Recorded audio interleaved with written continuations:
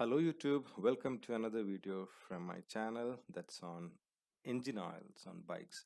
So if you own a bike and you're confused about what engine oil you should be using for your bike, this is just a video to help you with.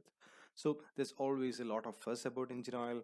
Sometimes we get confused with synthetic oil or semi-synthetic oil or mineral oil, which one to use. And together with this confusions then adds up the next confusion level of whether determining it is 10W20, 10W30, 15W30, 40x for example.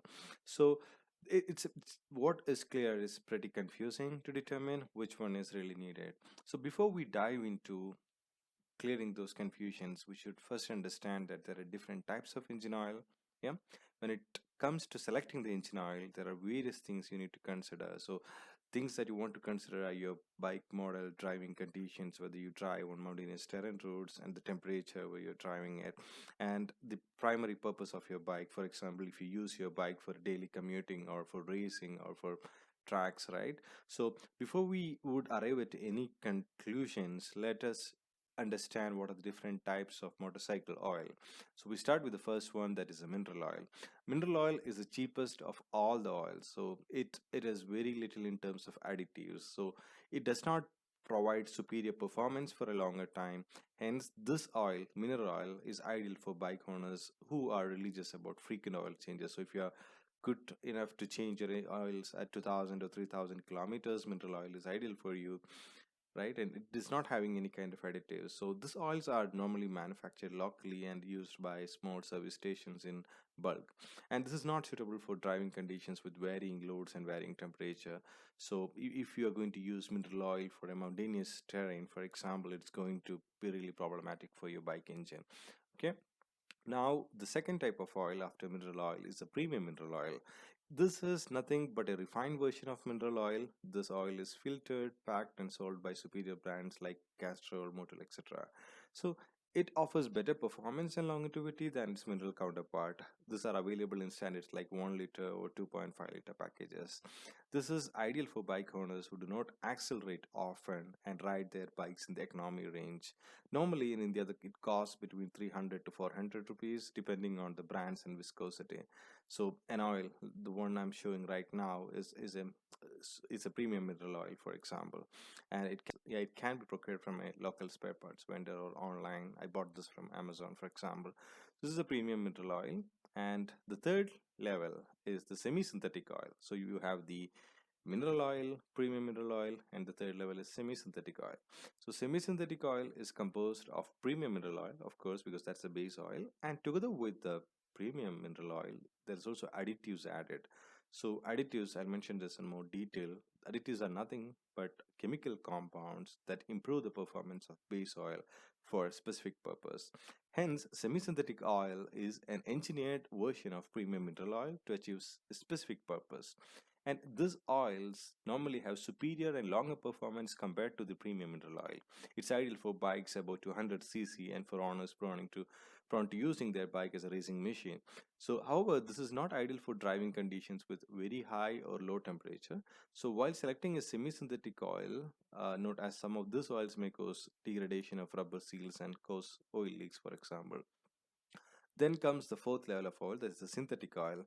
Synthetic oil is developed in laboratories and is chemically engineered to provide better mechanical properties at extremes of high and low temperatures too. Synthetic oils have the properties that are not just limited to temperature. Some of the synthetic oils have properties that inhibits rest, increases the lubricity to achieve better mileage, neutralizes oil impurities. These are suitable for bike owners looking to achieve superior performance. This is also suitable for performance engine, also can be used for smaller engines, but it's not worth cost for smaller engines below 250 cc, where you need to pay around 750 to 800 rupees, for example. So those are the four different types of oil: mineral oil, premium mineral oil, semi-synthetic oil, and synthetic oil. Okay.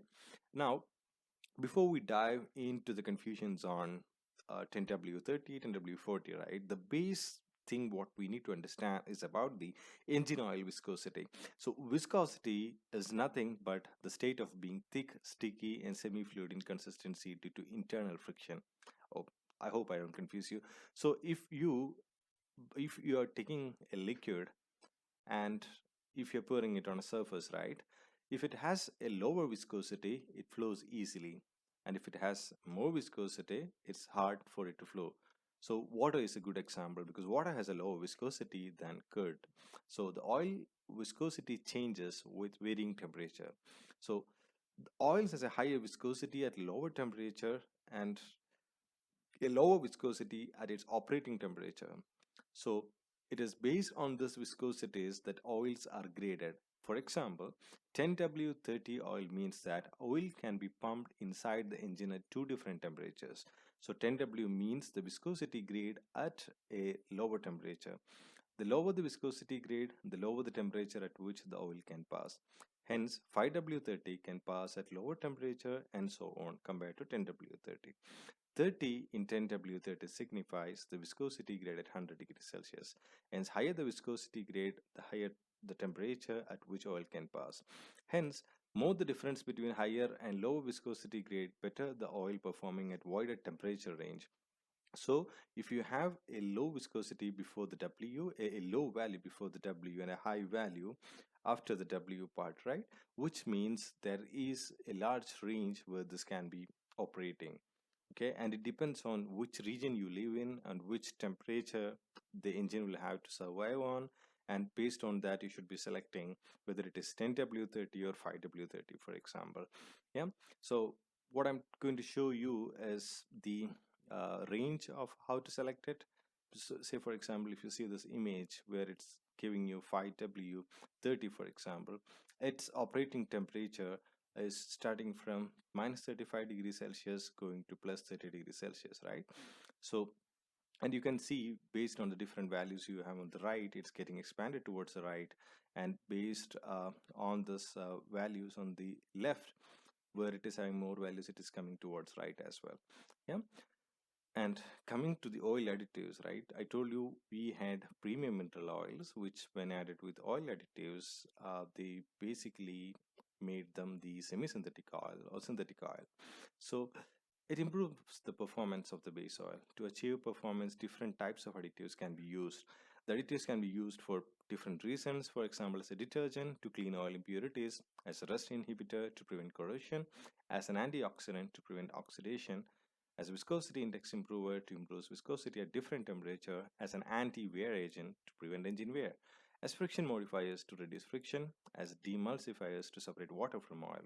So it is difficult to have all this type of additives in one oil, as these additives tend to reduce the performance of other additives in the mixture. Although it is a good choice to select engine oil with additives over its mineral oil counterpart. So finally, what we the key takeaways from this video is engine oil for your bike should now be selected on the basis of four factors. First and main, purpose of your bike. Whether it is commuting, racing, or cruising, the engine oil can be selected based on the type of the oil. And please keep in mind the price of the engine oil.